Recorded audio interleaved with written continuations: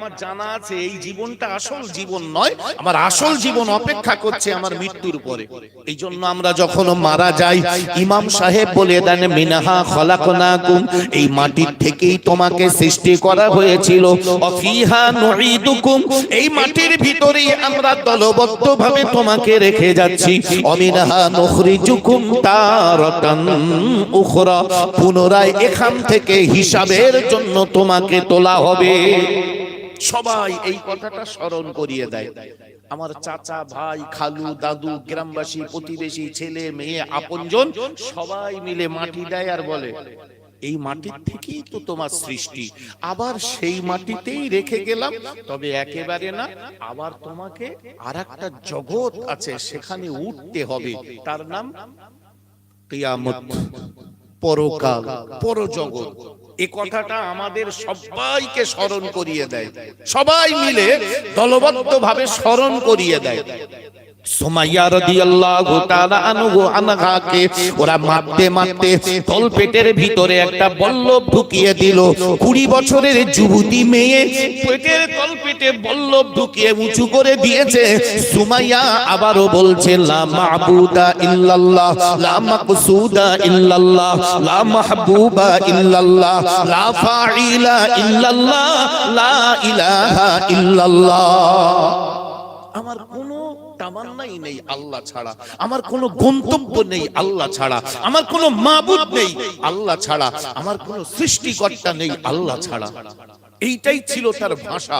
সুমাইয়ার ইন্তেকাল হয়ে গেল।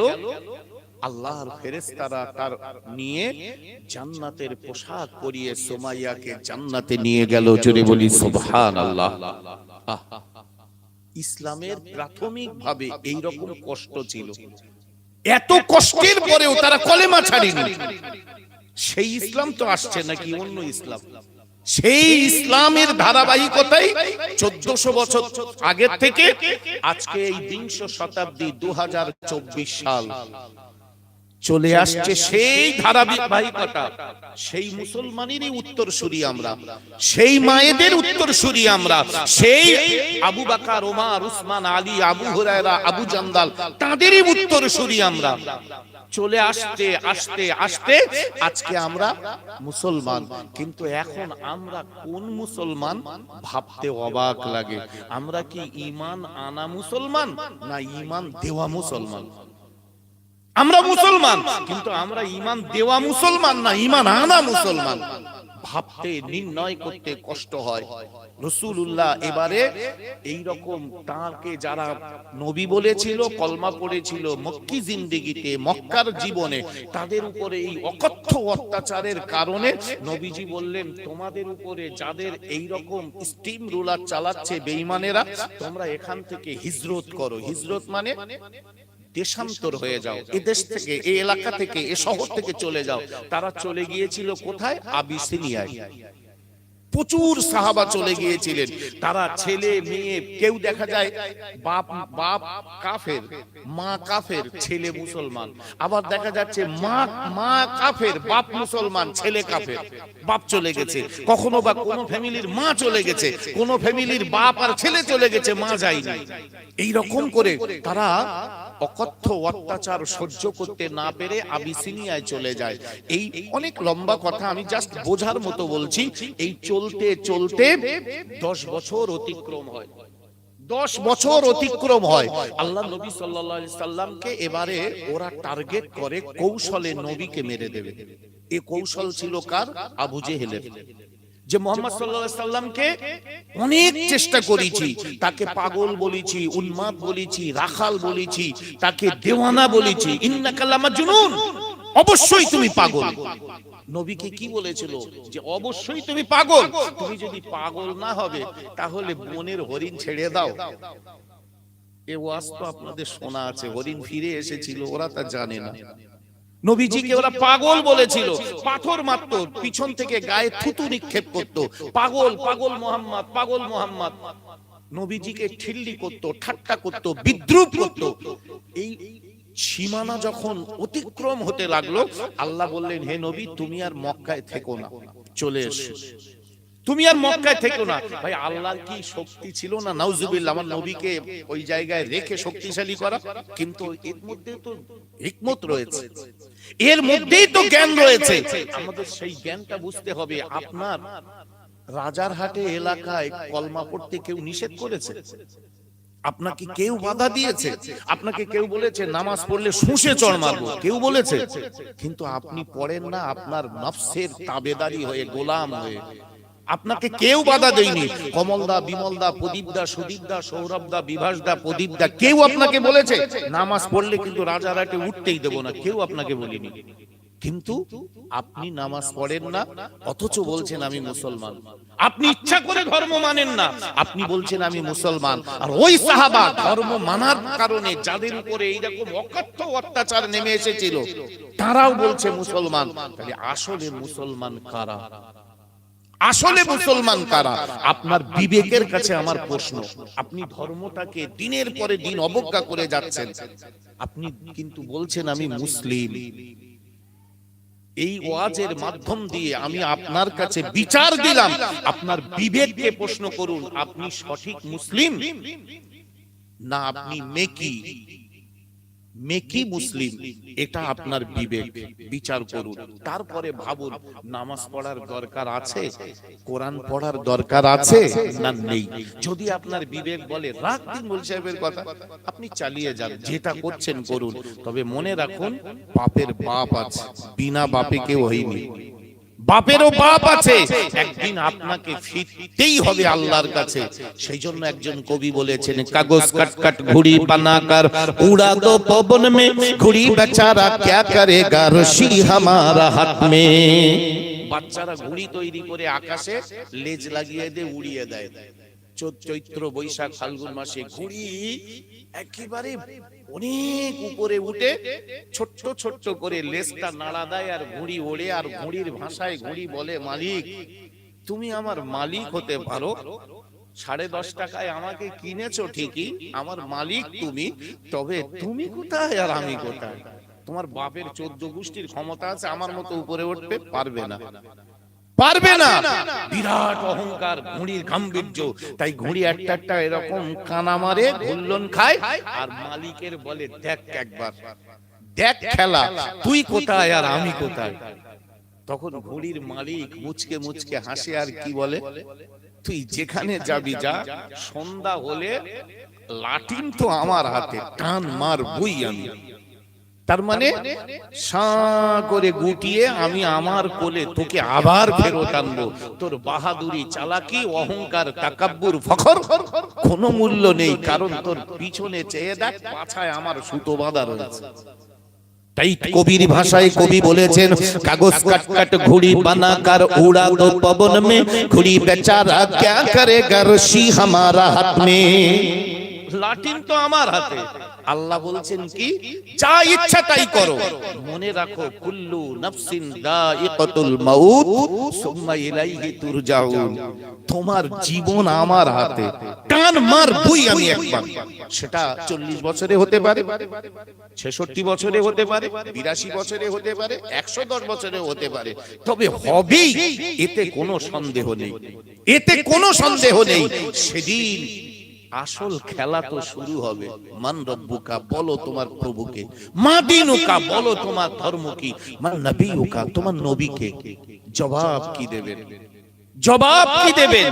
তৈরি থাকুন ভাই, আসবেই দিন। বিশ্ব নবী রাসূলুল্লাহকে তাই আমার আল্লাহ পাক আল্লাহ তাআলা বললেন ওগো আমার হাবিব, না না না, মক্কায় আর আপনার থাকা যাবে না। ওরা আপনার পিছনে চরম শত্রুতা করছে।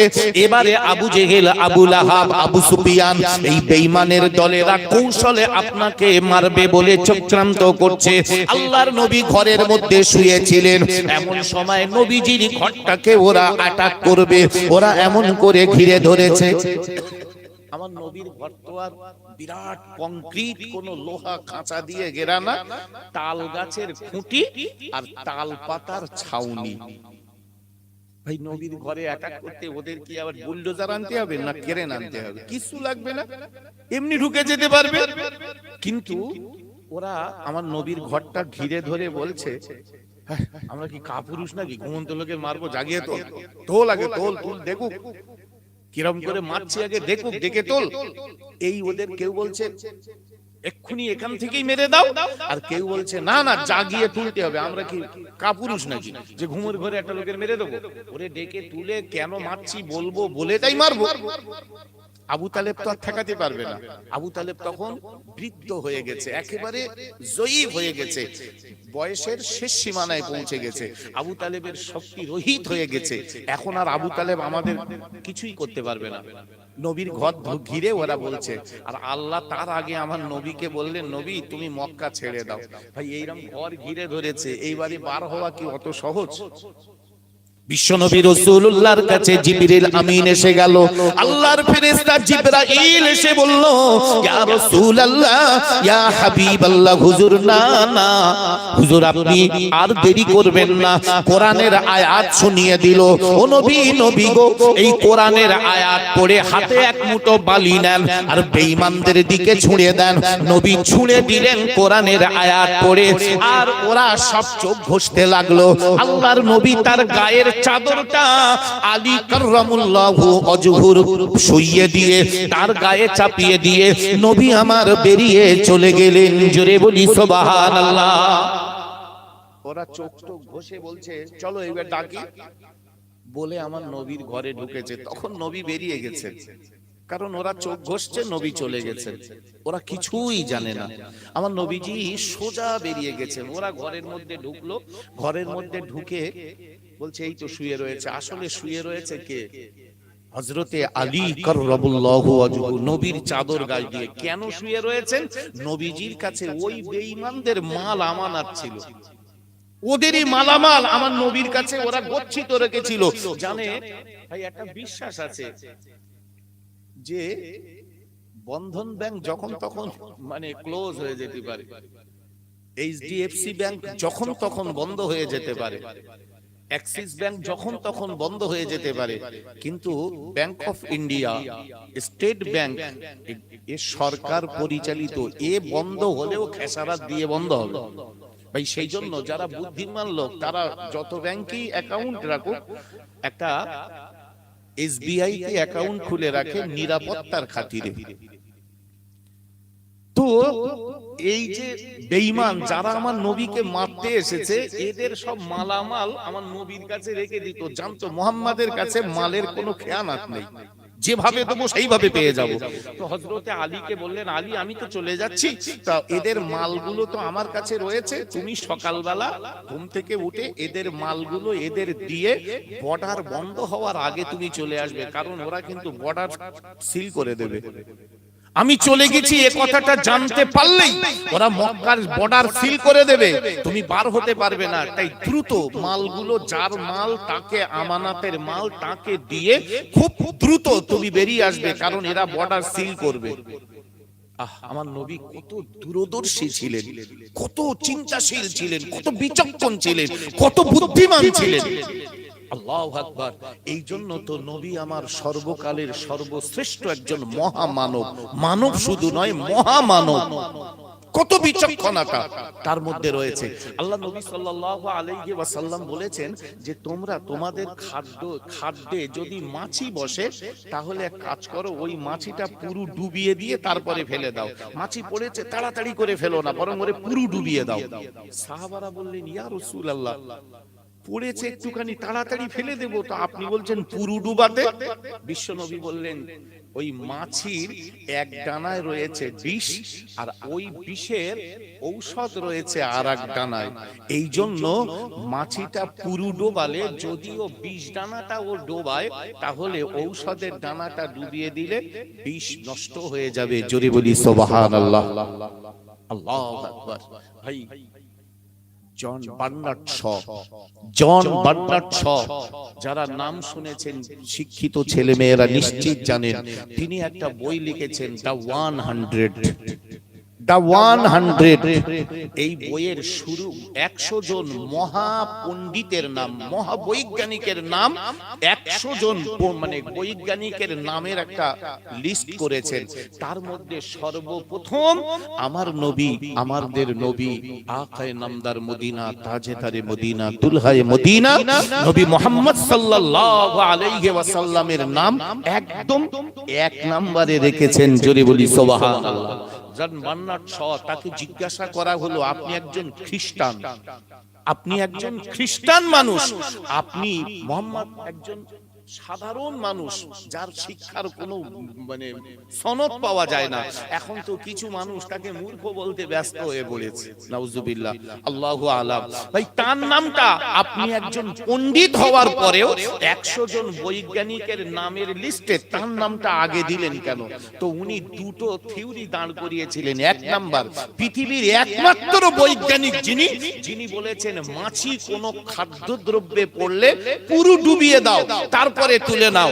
তখন তো আর বিজ্ঞানের বাপেরও সৃষ্টি হয়নি। বিজ্ঞান কেন, বিজ্ঞানের বাপের সৃষ্টি হয়নি। 1400 বছর আগে তিনি যখন বলেছিলেন, না ছিল কলম, না ছিল খাতা, না ছিল বই, তখন তিনি বলেছিলেন। তারপরে বিজ্ঞান এসে রিসার্চ করে দেখলো মাছির এক ডানায় রয়েছে বিষ, আর এক ডানায় রয়েছে ওই বিষের ঔষধ। জোরে বলি সুবহানাল্লাহ।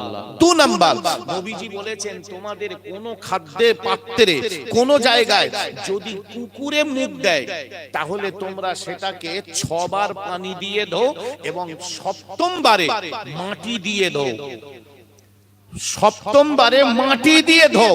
এটা একমাত্র বিশ্বনবী হযরত মুহাম্মদ সাল্লাল্লাহু আলাইহি ওয়াসাল্লাম বলেছেন।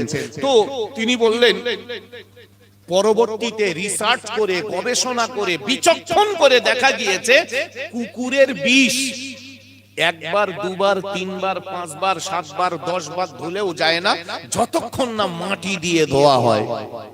এই জন্য 6 বার ধুয়ে ল্যাবে গিয়ে পরীক্ষা করা হয়েছে, তখনও রয়েছে বিষ। 7 বারের মাথায় হযরত মুহাম্মদ সাল্লাল্লাহু আলাইহি সাল্লামের কথা মতো মাটি দিয়ে ধোয়ার পরে এবারে ল্যাবে গিয়ে টেস্ট করা হলো, বলছে আর বিষ নেই। এই থিওরি কে বলেছেন?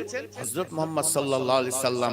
তাই আমি আমার এই বইয়ে দা 100 এর একদম ফার্স্ট 1 নম্বরে যার নাম রেখেছি এই তিনি। আরো এই রকম অসংখ্য থিওরি তার থেকেই পাওয়া গেছে, যা পৃথিবীর আর কেউ বলেনি। আল্লাহু আকবার। আমার নবী এত বিচক্ষণ নবী ছিলেন, এত বুদ্ধিমান নবী ছিলেন, এত সচেতন মানুষ ছিলেন। তাই নবী হযরতে আলীকে বলেছিলেন, আলী তুমি দ্রুত আমানাতের মাল দিয়ে তুমি বেরিয়ে পড়বে, কারণ মনে রেখো আলী, বর্ডার কিন্তু সিল হয়ে যাবে। বিশ্বনবী রাসূলুল্লাহ আবু বকরের বাড়ি চলে গেলেন। হযরতে আবু বকরকে বললেন, আবু বকর বেরিয়ে পড়ো। আবু বকর তৈরি হয়ে নাও। সিদ্দিক আকবর বললেন, লাব্বাইক আসাদাইক ইয়া রাসূলুল্লাহ। হুজুর আমি তৈরি, হুজুর আমি রেডি, হুজুর আমি রেডি। মহব্বত কারে বলে? আমরা নবীর ভালোবেসে কিয়াম পড়ি, নবীর ভালোবেসে আমরা দরুদ পড়ি, নবীর ভালোবেসে আমরা মানে কি বলি মোনাজাত, বিভিন্ন শরিয়াতের কাজ করি, না দোয়া করি। ভাই আমার খুব অবাক লাগে, ভাই মোনাজাত করে আর 12 আনা মানুষ এরা নখ খোঁচড়ায়, আল্লাহ আমিন, আল্লাহ আমিন। আল্লাহ কি হলো, এরা আউল মটখানি টাইম পায় না। আল্লাহ আমিন, আল্লাহ আমিন। ভাই মোনাজাত মানে কি? দরখাস্ত। ভাই দরখাস্ত করার সময় আমরা নমনীয়তা দেখাইনি। মাননীয় প্রধান মহাশয়, রাজারহাট জিপি 2 ব্লক 2 কি ব্লক 1, একটা ঠিকানা যেটা দিয়ে মহাশয়ের নিকট সকাতর নিবেদন, আমরা রাজারহাট এলাকার ভাতুড়িয়া গ্রামের বাসিন্দা, আমরা আমাদের ওয়ার্ড নাম্বার, পার্ট নাম্বার এত, এই এলাকায় আমরা কম বেশি 50 থেকে 60 ঘর মানুষ বাস করি।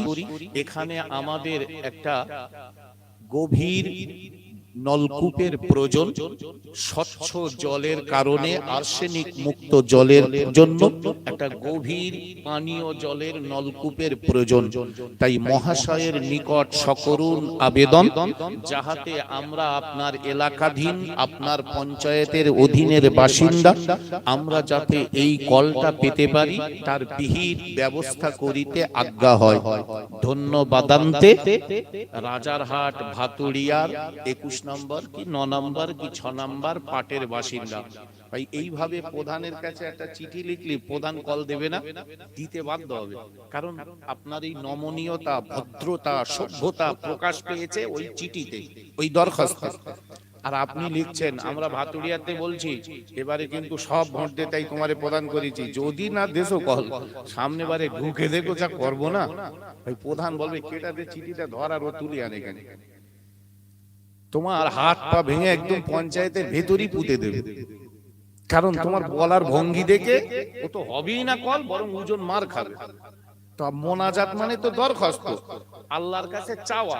তা মোনাজাত করছে, আঙুল মটকাচ্ছে, নখ খসড়াচ্ছে, আল্লাহ আমিন, আল্লাহ মানে যেন পরে জোন দিতে যতটা ফাঁকি দেওয়া যায়। ভাই এই কি মোনাজাতের জাত? এই কি মোনাজাতের সিস্টেম? আপনার মধ্যে একটা একাগ্রতা থাকবে, নমনীয়তা থাকবে, মনোনিবেশ থাকবে। হাত দুটো তুলে হাতের দিকে চেয়ে, আল্লাহ আমি পাপাচার, আল্লাহ আমি গুনাহগার, আল্লাহ আমি খুব তোমার নগণ্য একটা বান্দা। আমি জানি কোন কাজে তুমি খুশি হও, তারপরেও আমি আমার খাহেশাতে আমি তোমাকে সেই কাজ করে খুশি করতে পারিনি। তবুও আমি জানি তুমি ছাড়া আমার দয়া করার পৃথিবীতে কেউ নেই। দুনিয়ার একটা ভিক্ষুক একবারই ভিক্ষা না পেলে আর একবারই তবু গেলে কিছু না কিছু পায়, কিন্তু আমার জন্য যে কোনো দরজা খোলা নেই, তুমি একমাত্র আমার দরজা। এইভাবে বললে আল্লাহ ফেরত দেয়? কখনো মোনাজাত ফেরত দেবে না। যদি বলেন কে বললো আপনার?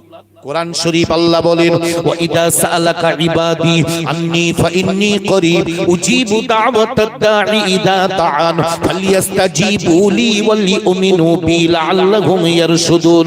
আমার আল্লাহ স্পষ্ট করে বললেন, বান্দা যখন আমার কাছে কিছু চায়, আমি আল্লাহ তার কায় মনোবাক্য দেখে, তার নমনীয়তা দেখে, তার চাওয়ার ভঙ্গি দেখে আমি আল্লাহ বলি, বান্দা আন্নী ফাইন্নী করিবি, বান্দারে তোর চিল্লাতে হবে না, তোর হাঁকাহাঁকি করতে হবে না, আমি তোর এমন আল্লাহ, আমি তোর নিকটে আছি।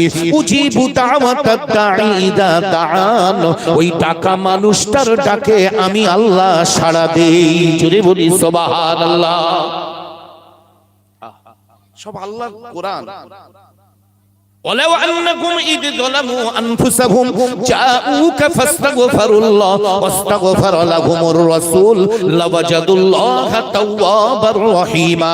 আল্লাহ বলেন, বান্দা তুমি অনেক অন্যায় করেছো, তুমি অনেক ভুল করেছো, তুমি অনেক পাপ করেছো, তারপরেও তুমি তাহাজ্জুদের ওয়াক্তে উঠে গভীর রাতে ছেলে ঘুমায়, মেয়ে ঘুমায়, বিবি ঘুমায়, বাপ ঘুমায়, মা ঘুমায়, পাড়া প্রতিবেশী গ্রাম ঘুমায়, আমি তোমার গুনাহগার বান্দা, আমি পাপাচার, আমি দুরাচার, আমি দুষ্টু, আমি বদমাশ, তবুও জানি আমার আল্লাহ।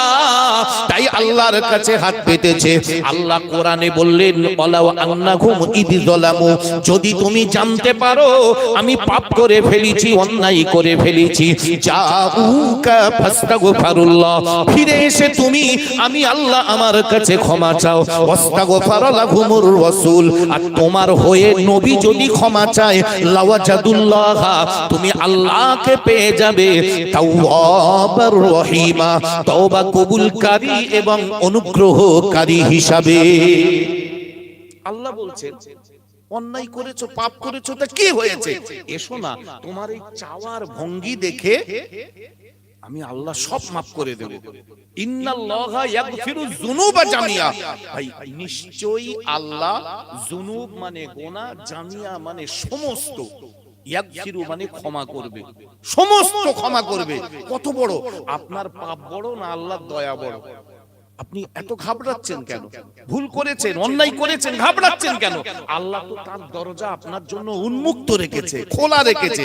তা যদি না হতো ভাই এত বদমাইশি করার পরেও মানুষ কাবায় গিয়ে আল্লাহর দরবারে পৌঁছানোর সুযোগ পেত। আল্লাহ ভাই আমরা যার উপরে রেগে যাই, আমার সাথে আমার ডাক্তার ভাইয়ের মনোমালিন্য, ডাক্তার যদি আমার বাড়ি আসবে বলে আমি বাড়ি থাকবো? হ্যাঁ, ও আমার বাড়ি আসবে, আসতেই দেবো না। আমি ডাক্তার আসতেও কেন? ডাক্তারের সাথে আমার রাগারাগি, ডাক্তারের সাথে আমার মনোমালিন্য, আমার সারাফাতের সঙ্গে আমার খুব ভালো হয় না।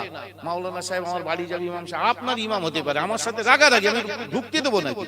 ভাই আল্লাহর নাফরমানি করেছেন, তারপরেও আল্লাহ আপনাকে কাবায় ডাকছে, আল্লাহ আপনাকে তার দরবারে ডাকছে, রাসূল তার রওজার কাছে ডাকছে, যে সম্পর্কে কোরআন হাদিসে বলা হলো মান জারানি কবরি বাদা মামাতি ফাকাদ জারানি ফি হায়াতি। যে ব্যক্তি আমি নবী আমার ইন্তেকালের পরে আমার কবরের কাছে এলো, সে যেন সরাসরি আমার সঙ্গে দেখা করলো। জোরে বলি সুবহানাল্লাহ। ভাই এই সুযোগ আপনি পেতেন, আল্লাহ মাফ করে বলেই তো পেয়েছেন আপনি, তাহলে আপনি ঘাবড়াচ্ছেন কেন? আসলে সেই কবির ভাষায় ডাকার মতো ডাকলে খোদা কেমনে শোনে না, খোদা তোমায় ডাকতে জানি না। ডাকার মতো ডাকলে খোদা কেমনে শোনে না, খোদা তোমায় ডাকতে জানি না। আল্লাহু আকবার। তো আবু বকর সিদ্দিকের বাড়িতে রাসূলুল্লাহ গেলেন, গিয়ে বললেন আবু বকর তৈরি হও, মোহাব্বত কাকে বলে? হযরতে আবু বকর কি জবাব দিলেন? লাব্বাইক ওয়া সাআদাইক ইয়া রাসূলুল্লাহ। হুজুর আমি রেডি, হুজুর আমি তৈরি। কিসের তৈরি আবু বকর? 6 মাস আগে আপনি বলেছিলেন মক্কায় মনে হয় থাকা হবে না, মক্কা ছেড়ে মনে হয় চলে যেতে হবে। ও আবু বকর, সেদিন তুমি আমার সঙ্গী হবে, যেদিন গভীর রাতে হোক আর দিনের বেলা হোক, যে মুহূর্তে আমি মক্কা ত্যাগ করব, সেই মুহূর্তে তুমি হবে আমার সঙ্গী। আবু বকর মনে মনে তৈরি থেকো। সেদিন থেকে হুজুর আমি সারা রাত ঘুমাই না, কাটলি কুটলি গুছিয়ে নিয়ে আমি তৈরি থাকি। কখন নবী এসে ডাকবেন, বেঈমানেরা পিছু নেবে, তাড়া করবে, আমার গোছগাছ করতে দেরি হয়ে যাবে, তাই সব গুছিয়ে নিয়ে আমি তৈরি। ইয়া রাসূলুল্লাহ, একদিন না দুদিন না, 180 দিন ধরে 6 মাস ধরে তৈরি। নবী প্রেমিক কারে বলে? নবী প্রেমিক কাকে বলে? 6 মাস মানে 180 দিন আমি রেডি একদম, চলুন এক্ষুনি। রাসূল বললেন চলো, আর একদম দাঁড়ানো যাবে না, কারণ ওরা আমার ঘরে ঢুকি যখন দেখবে আমি নেই, ওরা আমার খোঁজ করবে, ওরা আমার খোঁজ করবে। নবীর বাড়ি আর কাবা শরীফ, আবু বকরের বাড়ি, যারা হজে গেছেন উমরায় গেছেন তারা তো দেখেছেন কতটা দূর, সামান্য রাস্তা। তাই আবু বকরকে নিয়ে নবীজি খুব দ্রুত বেরিয়ে কোথায় গেলেন? গারে সূর, সমতল ভূমি থেকে প্রায় 5000 ফিট উপরে। ভাই মদ্দা লোকের দরকার। পাহাড়ে উঠেছেন হয়তো খুব বেশি, দার্জিলিং এ গিয়ে একটু উঠেছে হালকাটা, কেউ কেউ আজমিরি গিয়ে তারাগড় পাহাড়ে উঠে বলে সে কি সাংঘাতিক। ভাই ও তো মাটির ঢিবে, গারে সূরের তুলনায় ও মাটির ঢিবে 5500 ফিট উপর। নবী যেখানে আত্মগোপন করেছিলেন গারে সূর বলা হয়, ওই জায়গায় আল্লাহ যদি আপনাদের হজে নিয়ে যান, তবে আমাদের দেশের লোক যখন হজে যায় ওই তলার থেকে এইরকম করা ছাড়া আর উপায় নেই, ওটার ক্ষমতা নেই। হাঁটুটি ব্যথা, কোমরে ব্যথা, উঠবে কি করে, যাবে কি করে? ওই তলার থেকে একবারে সেই ঠিক আছে চলো বাড়ি চলো, ওটার ক্ষমতা নেই। কারণ আমরা তো 3 20 43 না হলে হজে যাইনি। ভাই ওই দেখে বাড়ি আসতে হবে, ওখানে উঠার যে স্বাদ, ওখানে ওঠার যে স্বাদ, আল্লাহু আকবার। এ অধম চেষ্টা করেও সফল, শুধু আমি না, আমার ওখানে একটা ব্যাগ পাওয়া যায় কাঁধে, আমার মেয়ে, ও তখন 4.5 বছর বয়স, আমার মেয়েকে ওই ব্যাগের সঙ্গে বেঁধে নিয়ে ওই বেলের সঙ্গে আমরা দুজন আর আমার মেয়ে ওই ঠেলে উঠেছি। সারা লোক পিছনতে বলছে হুজুর মরে যাবে, হুজুর মরে যায় যাবে, আমার মেয়ে সন্তান মরবে, তা তোমার তা দিকে আমি উঠবই ওখানে। আল্লাহু আকবার। পায়ে হেঁটে ওই জায়গায় ওঠার সময় প্রচুর কষ্ট, মিনিমাম সময় লাগবে 2 ঘন্টা। নামার সময় তাড়াতাড়ি হয়, তার মানে নিচে টানে, কিন্তু ওঠার সময় প্রচুর কষ্ট। তো যাই হোক, বিশ্ব নবী যখন উঠেছিলেন তখন তো আর মানুষ যায়নি ওখানে, এরকম একটা সময় নবীজি সেখানে গিয়ে আত্মগোপন করলেন। সেখানে থেকে বিশ্ব নবী হিজরত করে মদিনায় গেলেন। মদিনায় যাওয়ার পরে আমার নবী সাল্লাল্লাহু আলাইহি ওয়াসাল্লাম মদিনার মানুষদের ভালোবাসা, তাদের আতিথেয়তা, তাদের অভ্যর্থনা আমার নবীজি মুগ্ধ করে দিল। এই যে আমরা বলি না তালাআল বদরু আলাইনা মিন সানিয়াতিল বদাই ওয়াজাবা শুকরু আলাইনা মাদাআ লিল্লাহি দাই, এই গানটা, এই শেরটা গেয়েছিল মদিনার ছেলেরা আমার নবীজি দিন প্রথম মদিনায় ঢোকে। ওরা বলেছিল আমাদের কাছে পূর্ণিমার চাঁদ এসে গেছে। কারণ মক্কার মদিনা আমরা যেরকম বলি যেন এই দক্ষিণ পাড়ার পূব পাড়া, ওই মক্কা মদিনা অনেক, প্রায় 550 কিলোমিটার রাস্তা, অনেক দূর মক্কা থেকে মদিনা। কিন্তু আমরা এমন ভাব দেখাই মক্কা মদিনা মানে দক্ষিণ পাড়ার পূব পাড়া, এরা মনে হয়, কিন্তু রাস্তাটা তো অনেক অনেক রাস্তা। বিশ্ব নবী মদিনায় যখন ঢুকলেন, মদিনার মানুষগুলো আমার নবীকে উষ্ণ অভ্যর্থনা জানিয়েছিল, স্বাগতম জানিয়েছিল। তালাআল বদরু আলাইনা মিন সানিয়াতিল ওয়াদাই ওয়াজাবা শুকরু আলাইনা মাদাআ লিল্লাহি দাই। এই শের পড়ে, এই গান পড়ে, এই কবিতা আবৃত্তি করে তারা আমার নবীকে অভ্যর্থনা জানিয়ে গ্রহণ করলো। নবীজি মদিনায় গেলেন। মদিনায় যাওয়ার পরে যেহেতু নবীজি প্রবাসী, নবীর জন্মস্থান তো মক্কা, তাই প্রবাসী হয়ে নবীজি ঠিকানা কোথায় হবে, থাকবেন কোথায় নবীজি বললেন আমার উট কসওয়া বলে, নবীর উটের নাম ছিল কসওয়া। এই কসওয়া নামক উটে রাসূলুল্লাহ বললেন আমার উট যেখানে গিয়ে দাঁড়াবে, হাঁটু গেড়ে দেবে, আমি সেখানে যাব। সেই উটটা কোথায় গিয়ে দাঁড়িয়েছিল? মদিনা শহরের প্রাণ কেন্দ্র আবু আইয়ুব আনসারী রাদিয়াল্লাহু তাআলা আনহুর বাড়ির সামনে। নবীজি নেমে গেলেন। সবাই ভাবছিল আমার ঘর পার হয়ে যাচ্ছে, যা আমার ঘরের সামনে হলো না, আবার আমার ভাইয়ের ঘর পার হয়ে যাচ্ছে, যা আমার ঘর, যার ঘর পার হয়ে যায় তার মন খারাপ হয়ে যায়। সবাই ভাবছে মনে হয় উট আমার ঘরের সামনে দাঁড়াবে, কিন্তু উট পার হয়ে যাচ্ছে, মন খারাপ। শেষ পর্যন্ত খুশি হলো কে? আবু আইয়ুব আনসারী রাদিয়াল্লাহু তাআলা আনহু। তিনি খুশি হলেন, তার বাড়ির সামনে গিয়ে উট দাঁড়িয়ে গেল।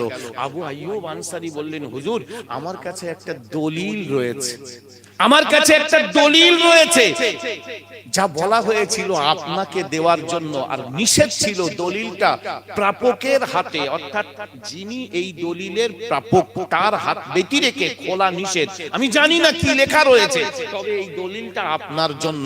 নবীজির হাতে দিলেন। নবীজি দলিলটা খুলে দেখলেন আজ থেকে 1200 বছর আগে এই ঘরটা আমার জন্যই করা হয়েছিল। জোরে বলি সুবহানাল্লাহ।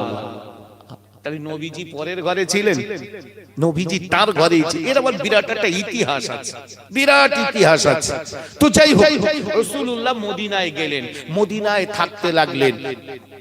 আবু সুফিয়ানের নেতৃত্বে মদিনার উপরে আক্রমণ হলো। কারণ মক্কায় ওরা কষ্ট দিয়ে দিয়ে স্বাদ মেটেনি, এবারে ওরা মদিনা আক্রমণ করতে যাচ্ছে। কেন? মদিনায় মুহাম্মদ সাল্লাল্লাহু আলাইহি ওয়াসাল্লাম, মদিনায় মানে মদিনায় গিয়ে মেরে দেব, ওখানে গিয়ে মেরে দেব। যাওয়ার পরে দ্বিতীয় হিজরি মানে হিজরত করার দ্বিতীয় বর্ষে রমজান মাসে যে জিহাদ লড়াইটা হয়েছিল, ওই লড়াইটার নাম কি? বদরের যুদ্ধ। তখন মুসলমানের সংখ্যা ছিল কত? 313 জন, মাত্র 313 জন। যারা হজে যাবেন, উমরায় যাবেন, আপনাদের যে কাফেলা বা যে গাইড থাকবেন তাকে বলবেন যে ভাই আমি পয়সা দেব, একবার সেই বদরের মাঠটা আমাকে দেখাতে হবে। হয়তো আপনার কাছ থেকে 150 রিয়াল ভাড়া নিতে পারে। পয়সা কি হবে বাপ, একটু ঘুরে আসেন না, জান ঠান্ডা হয়ে যাবে সেই দৃশ্যগুলো দেখলে। যে জায়গায় ইসলামের প্রথম জিহাদ হয়েছিল সেই মাঠটার নাম বদর। এই বদরের প্রান্তে 313 জন মুসলমানকে নিয়ে নবীজির সেনাপতিত্বে, নবীজির এমন করে নেতৃত্বে লড়াই হয়েছিল। লড়াইটার নাম বদরের জিহাদ। মুসলমানদের জয় হয়েছিল, তবে 70 জন সাহাবা শহীদ হয়েছিলেন। মুসলমানরা জিতে গিয়েছিল। ওই লড়াইতেই আবু জেহেল মারা যায়, ওই লড়াইতেই আবু জেহেল মারা যায়। বেঈমানেরা হেরে পিছনে ফিরে গেল, কিন্তু মনের রাগ বেড়ে গেল। কারণ মক্কার সবথেকে নবীর বড় দুশমন আর বেঈমানদের বড় নেতা আবু জেহেল মারা গেছে। ওরা সেই রাগে ফুঁসতে ফুঁসতে তার পরের বছরে আরেকটা লড়াই হলো, যে লড়াইটার নাম ছিল ওহদের যুদ্ধ। এই আমার আগে ইসমাইল সাহেব বলছিলেন না ওহদের, শুনছিলেন তো? না শোনেন ঠিক, আমি তো তখন মামাদের বাড়ি বসেছিলাম সেই ওখান থেকে আমি আমার আস্তে আস্তে আমার কান ছিল, যেহেতু আমিও তো একজন বক্তা, আমার আগের বক্তা কি বলছে একটু আমিও উঠে এসে যদি তাই বলি, বলবেন এই দেখো একজন বলে গেছে উনি আবার তাই লাগাচ্ছে। এই জন্য তো একটু শুনতে হয় যে আমার আগের বক্তা কি বলছেন, আমিও তো জানিনি এসেই আমি আবার সেইটা লাগাচ্ছি ভাই। তাহলে তো মানুষ হয়তো সামনে কেউ বলে না কিন্তু উসপিস করবে। এই এতগুলো চোখ তো আমার এই দুটো চোখের দিকে, তাহলে চোখ দেখে বুঝে নিতে হবে যে এদের ভালো লাগছে। কেউ খৈনি ডলতেছে, কেউ পা লম্বা করতেছে, কেউ হাই তুলে হা করেছে, পুরো একদম আসমান জমিন বড় করে দিয়েছে, তার মানে ভাল লাগে না, ছেড়ে দেমা কেঁদে মাঝে। এসব তো বক্তা হিসাবে অভিজ্ঞতাগুলো হয়ে গেছে, দেখলে বুঝতে পারি যে আমার শ্রোতার ভাব কি। এটুকু অন্তত একটা অভিজ্ঞতা আল্লাহ দিয়েছে। তো যাই হোক, আমি শুনছিলাম ইসমাইল সাহেব ওহদের কথা বলছিলেন, নবীজির চাচা তার লাশ মোবারক ওখানে ছিল, শুনছিলেন তো আপনারা। তো আলহামদুলিল্লাহ ওই ওহদের যুদ্ধ ঘটেছিল তার পরের বছরে। এই ওহদের যুদ্ধে আমি সেই শুরুতে বলেছিলাম ওয়াকফের কথা। আসলে একটা কথা বলতে গেলে তো সময় লাগে, তো আমি অনেক কাটছাট করে এসে এই জায়গাটায় আসতে হয়েছে। আমার মূল টার্গেট এবার আমি পৌঁছালাম, 1 ঘন্টা হয়ে গেছে। আমার টার্গেট ওয়াকফ কথাটা বলা, ওয়াকফ কোত্থেকে হলো, কিভাবে ওয়াকফ শুরু হলো, সেটাই আমি বোঝাতে চাচ্ছি। তো আমার এক ভাই বলেছিলেন মা খাদিজা সম্পর্কে বলতে, কিন্তু আমি আর বলবো কখন, ও বিষয়ে আমি মাপ চাচ্ছি, সময় নেই, যেহেতু মাওলানা সাহেব আমার একটাই শেষ করতে বলেছে, তবুও 1টা বাজতে আর 5 মিনিট বাকি। আমি ওয়াকফটা বলছি, ওয়াকফ সংক্রান্তটা বলছি। ওয়াকফ কি? ওই ওহদের যুদ্ধে বিশ্ব নবী সাল্লাল্লাহু আলাইহি ওয়াসাল্লামের কাছে এক ইহুদি এলো। ওই ইহুদি নিঃসন্তান ছিল, তার কোনো সন্তান ছিল না, কিন্তু তিনি 7টা খেজুর বাগানের মালিক ছিলেন। তার কোনো সন্তান ছিল না, কিন্তু তিনি 7টা বড় বড় খেজুর বাগানের মালিক ছিলেন, বিরাট সম্পদের অধিকারী। নবীজির কর্মকাণ্ড দেখে ওই ইহুদি মুসলমান হবার আগেই আমার নবী প্রেমে পাগল হয়ে নবীজির কাছে এসে তিনি তার উইল নামা, অর্থাৎ তার ভবিষ্যতের পরিকল্পনা নবীর হাতে তুলে দিয়ে বললেন, ইয়া রাসূলুল্লাহ, আমি আপনাকে ভালোবেসে ফেলেছি, আমি আপনাকে মহব্বত করে ফেলেছি। আপনার আচার আচরণ ব্যবহার, আপনার কথাবার্তা, আপনার আতিথেয়তা, আপনার মানবতা আমাকে মুগ্ধ করে ফেলেছে। তাই আমার স্থাবর অস্থাবর সম্পত্তির অরেশান কেউ নেই, কারণ আমি নিঃসন্তান। তাই আমার সব সম্পত্তি আমি আপনাকে উইল করে দিলাম, দান করে দিলাম। নবীজি গ্রহণ করলেন। আল্লাহর কি শান, উনি ওই ওহদের যুদ্ধে অংশ নিলেন, অংশ নেওয়ার পরে উনি শহীদ হয়ে গেলেন, মারা গেলেন। বিশ্বনেতা বিশ্বনবী সরকারে দো আলম নবী পাক সাল্লাল্লাহু আলাইহি ওয়াসাল্লাম ওই ইহুদির সম্পত্তি 7টা বাগানের মালিক কিন্তু নবীজি বিশ্বনবী রাসূলুল্লাহ হাবিবুল্লাহ এই 7টা বাগানের মালিক হওয়ার পরেও ওই মানুষটা, ওই ব্যক্তিটা যখন শহীদ হয়ে গেল, মারা গেল, আল্লাহর নবী হাবিবুল্লাহ রাসূলুল্লাহ কি করলেন? আল্লাহর নবী ওই উইল নামাটা জনগণকে ডেকে বক্তৃতা দিয়ে আল্লাহর নবী বললেন, না না না, এই সম্পত্তির মালিক আজ থেকে আমি নয়, বরং এই সম্পত্তিটা আমি আল্লাহর নামে ওয়াকফ করে দিলাম। জোরে বলি সুবহানাল্লাহ। ইসলামের ইতিহাসের সর্বপ্রথম ওয়াকফ হলো এই, সর্বপ্রথম ওয়াকফ এটাই। আল্লাহর নবী ওই গোট সম্পদ, অর্থাৎ 7টা বড় বড় খেজুর বাগান যেটা ওই ব্যক্তি নবীকে দিয়েছিলেন, নবী সেটা নিয়ে আল্লাহর নামে ওয়াকফ করে দিলেন। মানে এর মালিকানা সত্ত্বকার আমার আল্লাহ, এবং ভোগ দখল করবে কারা? মুসলমানেরা। কোন হিন্দু নয়, খ্রিস্টান নয়, জৈন নয়, কাওরা নয়, মুচি নয়, বাগদি নয়। ভোগ দখল করবে কারা? মুসলিম জনগণ, আল্লাহর সম্পদ। আল্লাহু আকবার। এইভাবে চলতে চলতে কোরআনের একটা সূরা আয়াত নাজিল হলো কি, লান তানালুল বিররা হাত্তা তুনফিকু মিম্মা তুহিব্বুন ওয়া মা তুনফিকু মিন শাইইন ফাইন্নাল্লাহা বিহি আলিম। আল্লাহ পাক আল্লাহ তাআলা কোরআন নাজিল করে দিলেন। কোরআন শরীফের 4 পারার একদম প্রথম আয়াত, লান তানালুল বিররা হাত্তা তুনফিকু মিম্মা তুহিব্বুন। আল্লাহ পাক এই আয়াতে বোঝাতে লাগলেন, তোমরা নিজেদের জন্য যে জিনিসটা, যে বস্তুটা, যে সম্পদটাকে বেশি ভালোবাসো সেটাই তোমরা আল্লাহর রাস্তায় দান করো, আল্লাহ তাতে খুশি হবে। হযরতে তালহা রাদিয়াল্লাহু তাআলা আনহু এই কোরআনের আয়াত আসার পরে মদিনার মসজিদে নববীর পাশে তার কিছু খেজুর বাগান ছিল। এই সময় হযরতে তালহা রাদিয়াল্লাহু তাআলা আনহু বিশ্বনবীর কাছে গেলেন। বিশ্বনবীর কাছে গিয়ে বললেন, ইয়া রাসূলুল্লাহ, ইয়া হাবিবাল্লাহ, হুজুর আমি এমন করে আমার এই খেজুর বাগানগুলো আমি আপনা মন করে আল্লাহর জন্য ওয়াকফ করে দেব। প্রথম ওয়াকফ কোথায় হয়েছিল? ওহদের মাঠে। দ্বিতীয় ওয়াকফ হচ্ছে কোথায়? মদিনায় মসজিদে নববীর পাশেই একটা জমি বাগান। নবীজি বললেন, প্রথম ওয়াকফটা ওয়াকফে লিল্লাহ, আমি আল্লাহর জন্য ওয়াকফ করেছি। কিন্তু ওনার কোনো সন্তান ছিল না, ওয়ারেসান ছিল না, উত্তরাধিকারী ছিল না। কিন্তু তালহা, তোমার তো ছেলে মেয়ে রয়েছে, তোমার তো বাচ্চা রয়েছে, তোমার তো সন্তানাদি রয়েছে, তাই তুমি ওয়াকফে আওলাদ করো। ওয়াকফে আওলাদ মানে দেখবেন যাদের পর্চা আছে, পর্চায় একটা মন্তব্যর ঘর আছে, যিনি BLRO, তার একটা মন্তব্যর ঘর আছে। এই মন্তব্যর ঘরে লেখা থাকে মালিকানা আমার, কিন্তু মন্তব্যর ঘরে লেখা থাকে সর্বসাধারণের ব্যবহারার্য।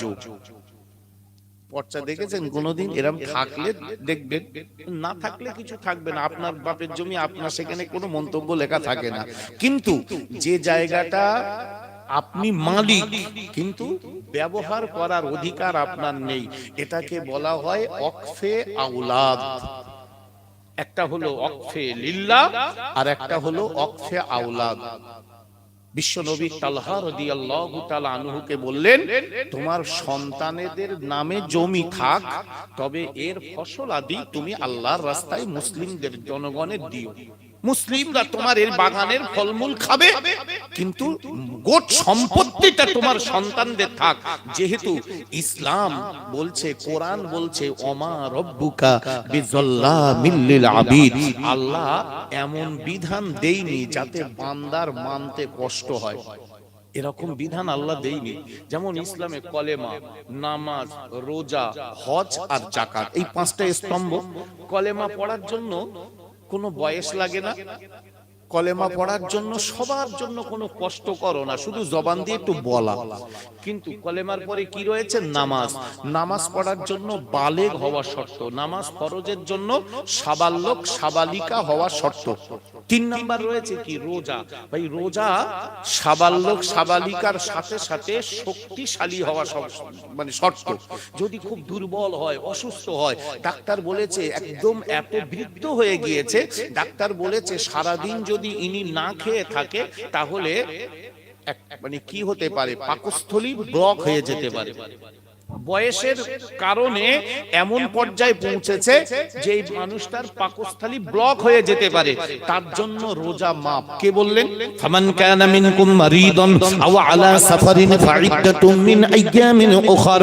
আর আল্লাহ বলেন, ফামান শাহিদা মিনকুমুশ শাহরা ফালিয়াসুমহু, রমজান মাস এলেই তোমাদের উপরে রোজা ফরজ, তবে তাদের জন্য ছাড় দেওয়া হয়েছে।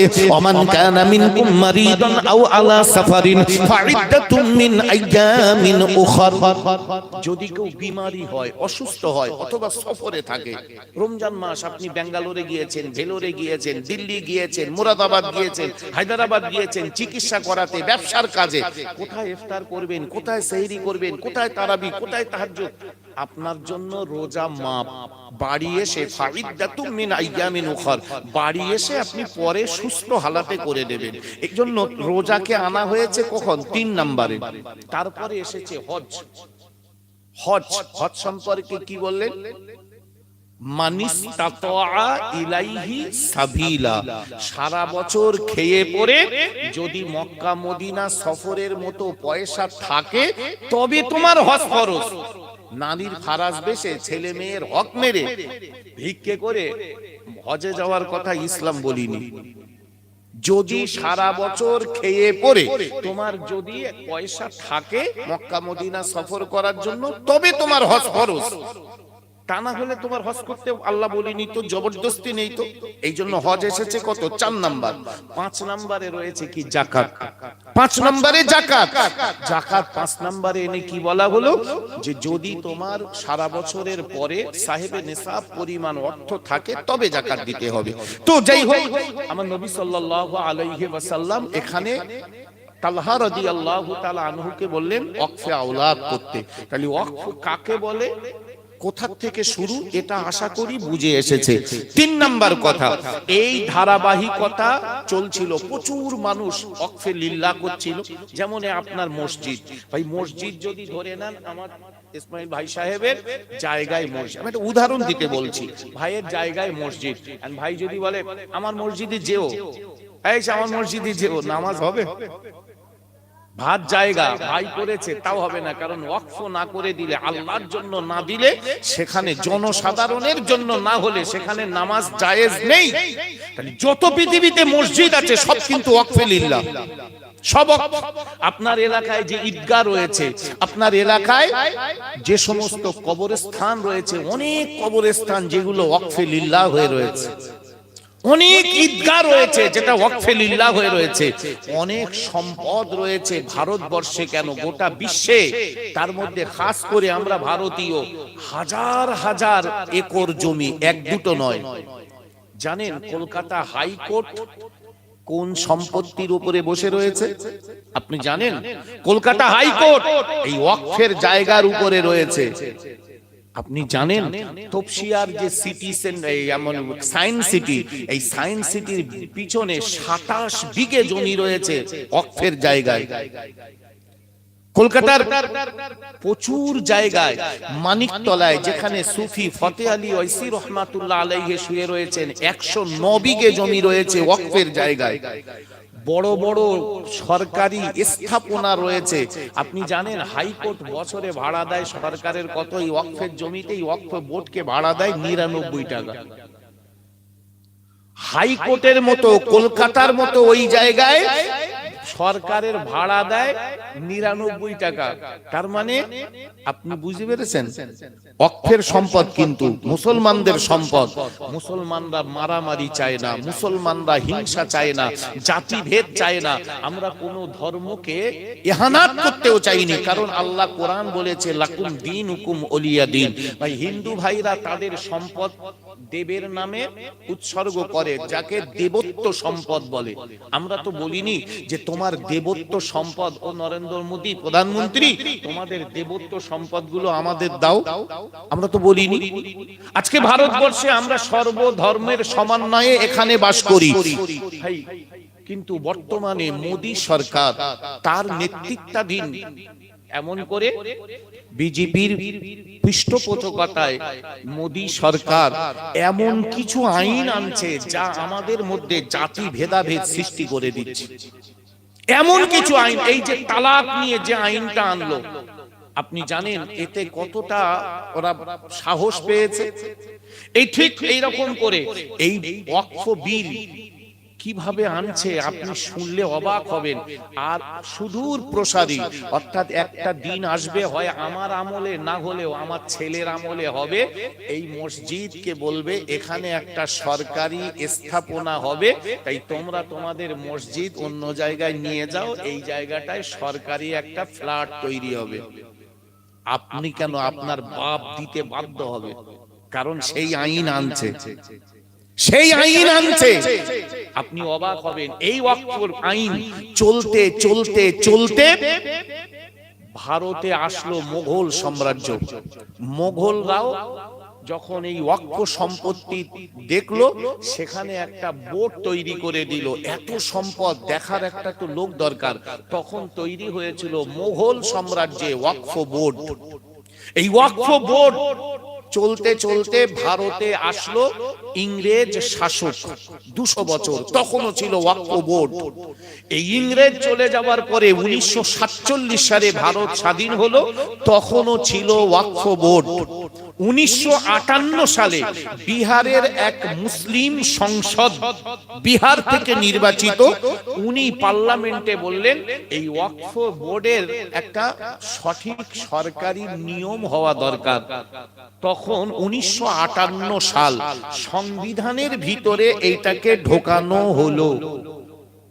তার প্রস্তাবে ভারতের পার্লামেন্টে আলোচনার ভিত্তিতে এই ওয়াকফ বিলটা আগে সংবিধানের বাইরে ছিল, সেই 58 সালে সংবিধানের ভিতরে ঢোকানো হলো। সংবিধানের ভিতরে ঢোকানোর পরে চলতে চলতে চলতে নরসিমা রাও কংগ্রেস আমলের প্রধানমন্ত্রীর আমলে 1995 সালে এই ওয়াকফ বিল সংসদে ফের ওঠে। সেখানে বলা হলো দিল্লির এক সংসদ, এই কাশ্মীরের এক সংসদ, তিনি কথাটা স্থাপন করে, তিনি বললেন যে রাজ্য ভিত্তিক আইন না করে কেন্দ্র ভিত্তিক আইন হোক। অর্থাৎ গুজরাটের জন্য যে আইন, মহারাষ্ট্রের জন্য সেই আইন, তেলেগুর জন্য সেই আইন, ঝাড়খণ্ডের জন্য একই আইন, বিহারের জন্য একই আইন, পশ্চিমবঙ্গের জন্য একই আইন, কেরালের জন্য একই আইন। অর্থাৎ গোটা ভারতে রাজ্য ভিত্তিক ওয়াকফের আইন থাকবে না, অর্থাৎ কেন্দ্রীয় ভাবে একটা আইন তৈরি হলো। কত সাল? 1995 সাল। এই 1995 সাল থেকে এই আইন মোতাবেক ওয়াকফ বোর্ডের জমি জায়গা সংক্রান্ত যদি কোনো সমস্যা হয়, দেখভালের জন্য একটা ট্রাইব্যুনাল গঠন করা হয়েছিল। তার মানে বিচার ব্যবস্থা। এই ওয়াকফ সম্পত্তির বিচার হাইকোর্ট হারগিজ করতে পারে না, জজ কোর্ট করতে পারে না, লোয়ার কোর্ট করতে পারে না, সুপ্রিম কোর্টও করবে না এর বিচার, কারণ এটা মুসলিম ধর্মীয় বিষয়।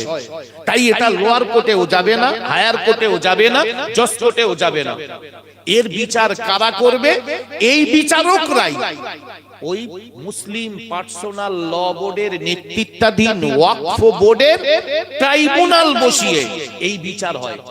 এটা জজ কোর্টে হয় না। ওয়াকফ সম্পত্তির বিচার জজ কোর্টে হবে না, হাইকোর্টে হবে না, সুপ্রিম কোর্টে হয় না, ওই ট্রাইব্যুনাল গঠন করে সেখানে বিচার হয়।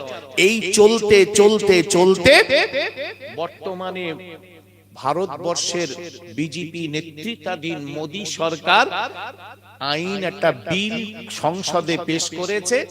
এই ক্ষমতা ওয়াকফ বোর্ডের হাতে আর থাকবে না, জেলা শাসকের হাতে চলে যাবে। অর্থাৎ জেলা শাসক দেখবে, জেলা শাসক যেটা ভালো মনে করবে করবে। তার মানে জেলা শাসক হঠাৎ করে বলে দেবে ভাতুড়িয়ার খালের ধারের ওই মসজিদ ওখান থেকে সরাও, আমরা খালটাকে গাছ জোরে ইচ্ছে মতো ওই জায়গাটায় চওড়া করব মসজিদ ভাঙার জন্য। কিচ্ছু করার আছে আপনার? কিচ্ছু করার থাকবে না। আপনার মসজিদ 16, একটা ছেলে বলছিল হুজুর মসজিদ ডেকোরেশন করা হয়েছে 16 লক্ষ টাকা খরচ করে।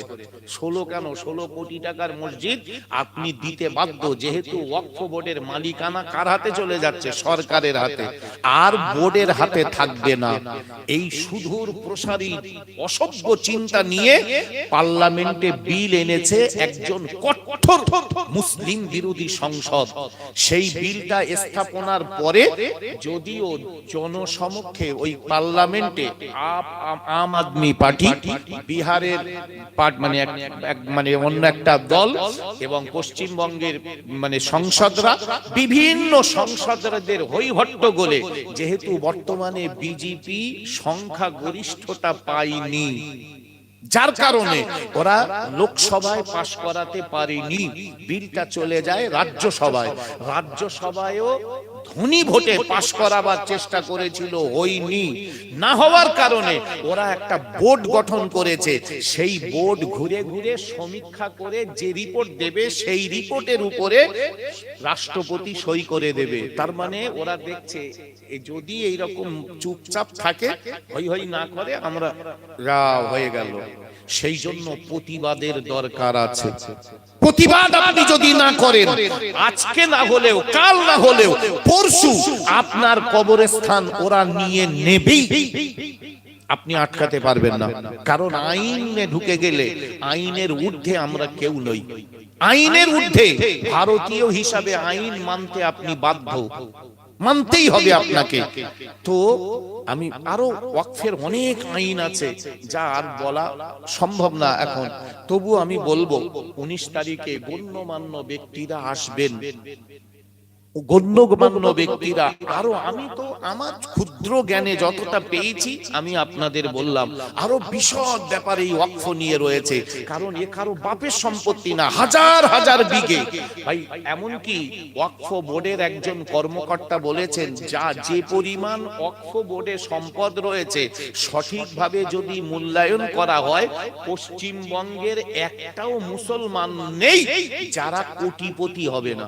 মানে ওই ওয়াকফের টাকা ইমাম সাহেবদের আজকে 2500 3000 টাকা দিয়ে ভিক্ষা নয়, বরং এক একটা ইমামের 1 লক্ষের উপরে বেতন হয়ে যাবে। ওই টাকা দিয়ে সরকারের টাকা আমরা চাইনি, শুধু ওয়াকফ বোর্ডের টাকা যদি ইমামদের দেয়, এক একটা ইমামের 1 লক্ষেরও বেশি, 52,000 ইমামের বেতন দিচ্ছে। খালি 52 লক্ষ টাকা তো দূরে যাক, 52,000 কোটি টাকা পড়ে রয়েছে ওয়াকফ বোর্ডে। 52 নয়, লাখ না, 52,000 কোটি টাকা ওয়াকফ বোর্ডে পড়ে রয়েছে। সরকার সিস্টেম না করে টাকাগুলোকে ফেলে রেখে তার সুদের সুদ খেয়ে ওই রকম নীরব মোদির মতো মানুষদের বড় করে দিচ্ছে। আপনি জানেন এসব ইতিহাস বলতে চায় না, আর মুসলমান জানার চেষ্টাও করে না। এরা শুধু বাড়ি বাড়ি ঝগড়া বাঁধিয়ে ভাই ভাই মারপিট করে বলে, তুই আইএসএফ কর আর আমি বিজেপি করি, আর তুই তৃণমূল কর, যে দল করবে তার দিকে চলে যাবে। নাউজুবিল্লাহ। ভাই একটু বোঝার চেষ্টা করুন। আমি অনুরোধ করব, আপনারা জ্ঞানী মানুষ, বিচক্ষণ মানুষ, আমি শুরুতে এইটুকু অন্তত বলবো, বিশ্ব নবী রাসূলুল্লাহ তিনি ওয়াকফ করেছিলেন সর্বপ্রথম, সেই ওয়াকফ চলছে। সেই ওয়াকফ দুরকম, একটা হলো ওয়াকফে লিল্লাহ, একটা হলো ওয়াকফে আওলাদ। এই ওয়াকফ যদি আপনি আপনার মানে উত্তরসূরি পূর্বপুরুষদের সম্পদ আপনি যদি গাত্রতা দিয়ে না আটকাতে পারেন, সুদূর মানে দেশ পরে অর্থাৎ প্রসারী এমন একটা সময় এসে যাবে, আপনার বাড়ি শত্রু ঢুকে যাবে আইনের বলে, আপনি কিচ্ছু করতে পারবেন না। তাই আমরা প্রতিবাদ করব এইটুকু, আমরা কোনোদিন হিন্দু ভাইদের শত্রু মনে করি না, কোনো অন্য ধর্মের ভাইদের প্রতি আমাদের কোনো রাগ হিংসা বিদ্বেষ নেই। আমরা শুধু বলতে চাই, দেবত্ব সম্পদ হিন্দু ভাইদের, তারা তার ভোগ দখল করুক, আমাদের সম্পদ ওয়াকফ বোর্ড আমাদেরকে ছেড়ে দিক। এটাই শুধু আমাদের আওয়াজ। আমরা কারো প্রতি হিংসা নয়, কারো প্রতি আমাদের রাগ নেই, কারো প্রতি আমাদের বিদ্বেষ নেই। আমরা আল্লাহর বিধান মানুষের মাঝে বিস্তার করে, আল্লাহ বললেন লা ইকরাহা ফিদ্দীন, ধর্মের নামে কোনো জবরদস্তি নেই। লাকুম দীনুকুম ওলিয়া দীন, তোমার ধর্ম তোমার কাছে, আমার ধর্ম আমার কাছে। আল্লাহ আমাদের তৌফিক দিন, আল্লাহ আমাদের সকলকে বোঝার শক্তি দিন। সর্বোপরি বলবো, আমি শুরু থেকেই বোঝাতে চেষ্টা করেছিলাম একটা কথা, শুরুতেই আমার বক্তৃতার প্রারম্ভেই আমি বলেছিলাম, যে নামাজ পড়ছে সেও বলছে মুসলমান, যে নামাজ পড়ে না সেও বলছে মুসলমান। আসল মুসলমান কারা? আমার অনুরোধ, আপনি যেভাবেই বলতে বলেন, অনুনয় বিনয় আবেদন নিবেদন সর্বসুরেই বলবো, আসুন এত সুন্দর মসজিদ জমাতের সময় ভরে যাক। আটকি খাটকি আর 360 আমরা হব না। জুম্মার দিন হই হই, আর মরে গেলি হই হই, আর ঈদের দিনে হই হই, এটা মুসলমানের পরিচয় নয়। বরং আপনি চাষ করুন, ব্যবসা করুন, চাকরি করুন, যে যে কর্মের ভিতরে আছেন, আপনার কর্মে ব্যস্ত থাকার মধ্যেও আপনি মনে করুন এটা আমার ধর্মীয় ক্রিয়া আমাকে করতেই হবে। আল্লাহ পাক বললেন নামাজ বেটি রেখে আল্লাহ ওয়ালা হওয়া যায় না, খাঁটি মুমিন মুসলমান হওয়া যায় না। তাই সকলের কাছে নারী পুরুষ নির্বিশেষে আমার মা আমার বোন যারা রয়েছেন, আমার ভাইজান জওয়ান যুবক সকলের কাছে আমার একান্ত অনুরোধ, আসুন আমার পরিচয় হাজী হাফেজ মৌলবী দিয়ে নয়, বরং আমার পরিচয় একটা হোক, আমি নামাজি। 3 বার 4 বার 6 বার হজ করেছি, লোকে আমারে হাজী বলে, আমারে হাফেজ বলে, আমার মৌলবী বলে, মাওলানা বলে, বক্তা বলে, হুজুর বলে। ও পরিচয় নয়, বরং আমাদের সকলের একটা পরিচয় হোক, আমি মুসলিম, আমি নামাজি। আমি মুসলিম, আমি নামাজি। আমি হাজী হতে পারিনি, কিচ্ছু যায় আসে না। আমি হাফেজ হতে পারিনি, আলেম হতে পারিনি, আমি মুসলিম, আমি নামাজি। আমার একটা পরিচয়, আমি নামাজ পড়ি। আল্লাহ আমাদের সে তৌফিক দিন। সকলে বলি আমিন সুম্মা আমিন। ওয়া আখিরি দাওয়ানা আনিল হামদুলিল্লাহি রাব্বিল আলামিন। আসুন নবীর শানে সালাতু সালাম পড়ি। ইয়া নবী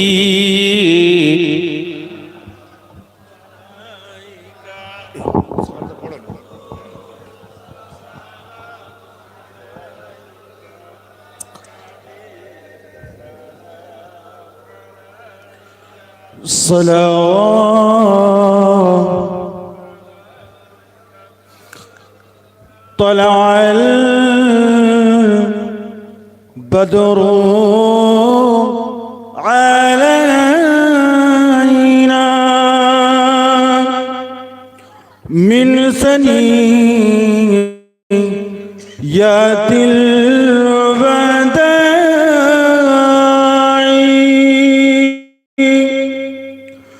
وجب الشكر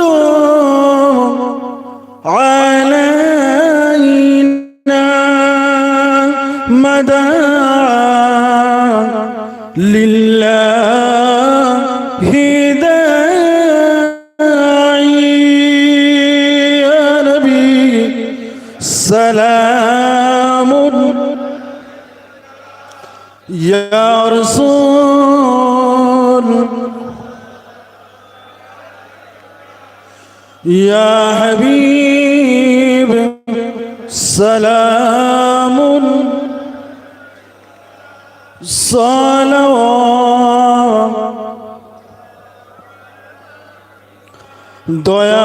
দয়াময় প্রভু রব্বানি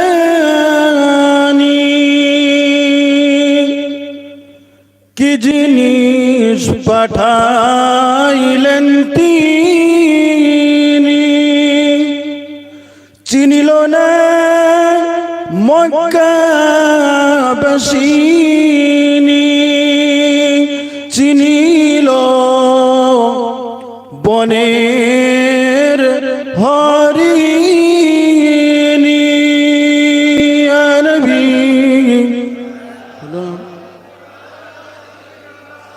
ইয়া রাসূল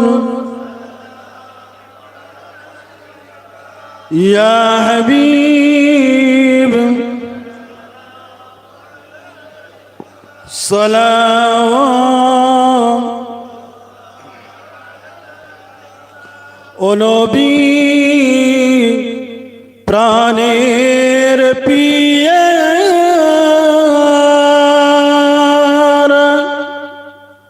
হেরিতে পাব কি মোরা,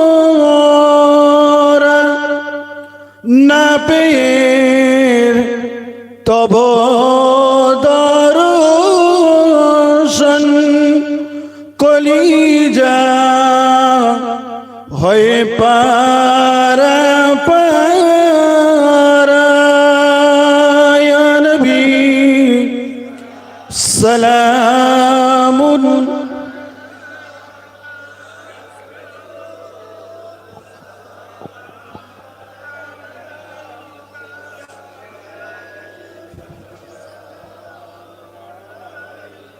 সালাম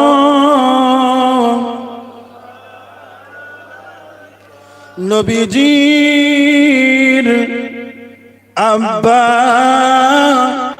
আব্দুল্লাহ নবিউল্লাহর আম্মা আমিনা,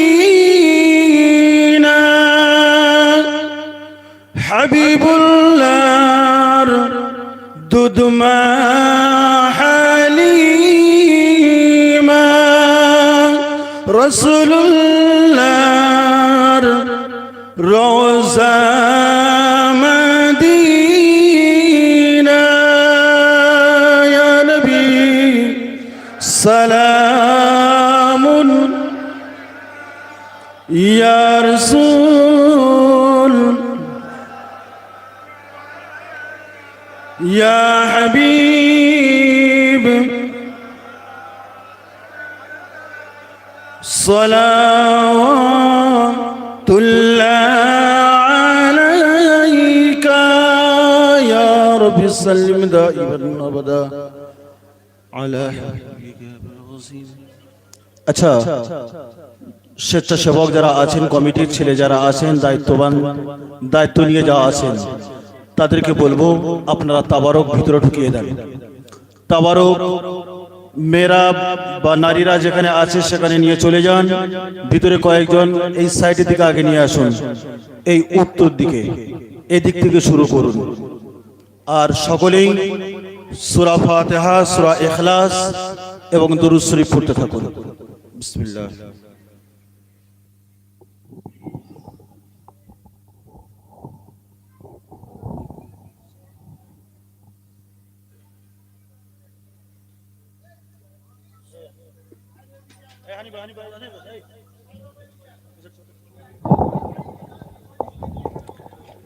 বিশেষ করে মহিলাদের ওখানে মহিলারা